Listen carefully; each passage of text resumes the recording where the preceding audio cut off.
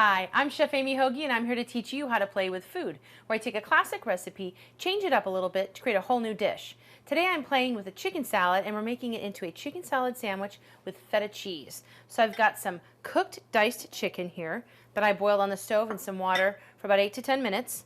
Then I'm going to take a good pinch, I love green onions, some feta cheese. I kind of crumble it up with a fork before I put it in my salad because I like it in small pieces.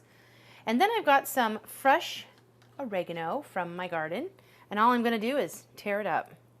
Oregano and feta and olive oil and tomatoes are like pals. They go really well together. Then I've got some mayonnaise, maybe a tablespoon and a half. This is about a one-person serving here. And then I've got some tomatoes. You don't have to add the tomatoes. And I've got some diced canned tomatoes here, which add for a nice kind of sweetness mixture in our salad here.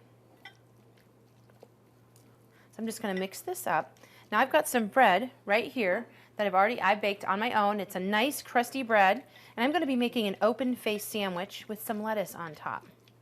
So here's our lettuce, and sometimes actually it's helpful to go ahead and put a little bit of the mixture to help make or even some mayonnaise, to help make your chicken salad stick a little bit better.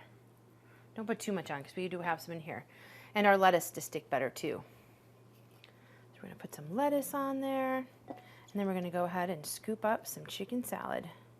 The classic open face sandwich, European style.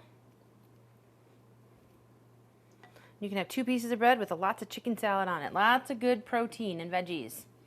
And there you go, a chicken salad sandwich with feta.